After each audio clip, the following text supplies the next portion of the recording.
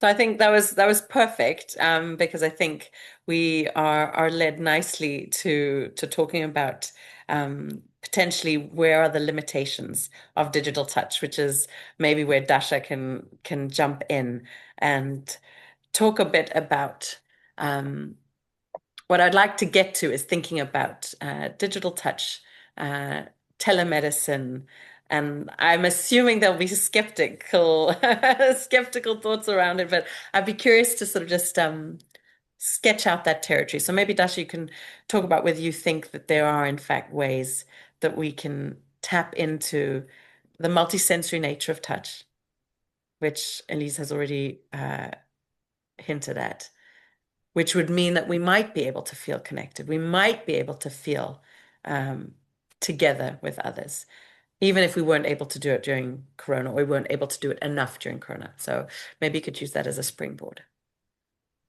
Yeah, so keywords are multisensory. And regarding skepticism, I think it can go either direction. So I think there's a lot of skepticism also around touch practices in person, right? Exactly because it's so, and let's focus first on multisensory before we jump maybe to technology, right? Exactly because there are actually a lot of things that matter, right? And like whether I hold your gaze while I'm touching you or not, like it just that one social cue like changes the entire experience dramatically, right? Not to mention other things, and also not to mention that we actually don't understand a lot about touch.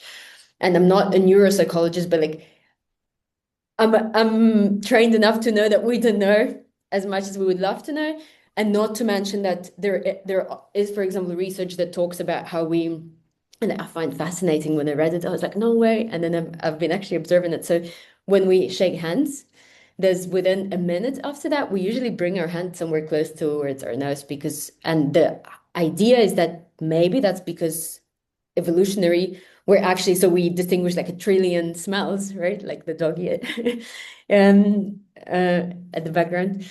So so touch also is can be, for example, a carrier of some other kind of cognition that goes through smelling that we're not even aware of, right? So there are like layers and layers and layers that we basically know nothing about. So there is also a lot of skepticism to bring into the conversation when it comes to interpersonal touch in offline space. So that is just like an anchoring point that I would love to have insights as we carry on to technology. So surely technology does not remotely replicate skin to skin contact and probably never will, no matter how amazing it becomes, because it's just so complex, the way humans interact, right? And so if we think about all of these like small evolutionary cues that replicating that is, I mean, good luck to us. That said, it doesn't mean that it cannot be helpful. And there is evidence already so that technology mediated touch can have a variety of emotional regulation effects, so effects on regulating emotions, on changing behavior, right? So it can have interpersonal effects. We know this for a fact. Now, what we don't know is what it exactly takes, and because sometimes it works and sometimes it doesn't, and it's kind of hard to figure out what technology needs to have or not have in order for that to work. So, and a lot of criticism and skepticism goes towards that. However, that holds also for offline touch. So, I mean, okay, it's complex, right? Like we are complex beings, our interactions are complex.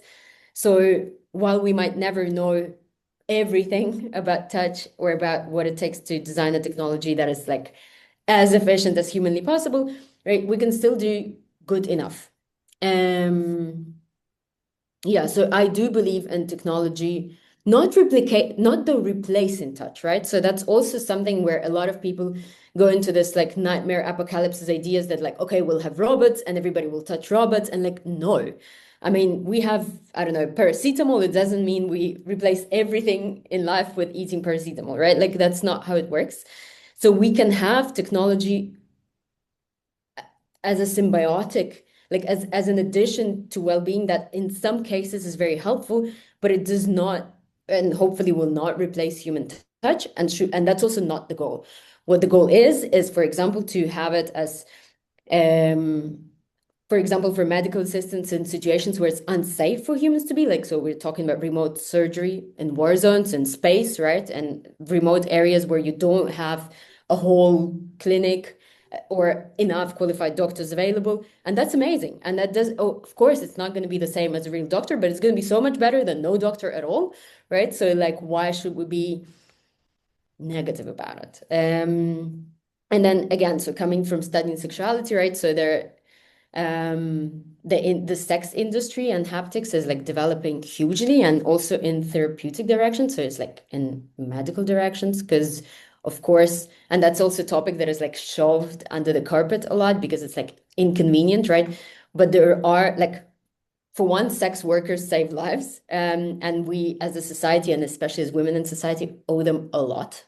And yeah, and then of course, in developed countries, there are also sex workers who are covered by medical insurance who service people for some reason have limited access also to sexual life. So if that can be somehow technology assisted, replaced, right, that would be also a great thing for society as such, and perhaps for these people and perhaps for sex workers, right? So there's like a world there to benefit from technology. There is also evidence that some kind of like comforting touch, even so psychologically healing touch can come from technology. Again, it's not the same as hugging a human that you love. Like if you hug a like furry robot, it's not the same as hugging your partner, right? Okay, fine. But if you don't have a partner in an elderly home, isn't it better to have something, right?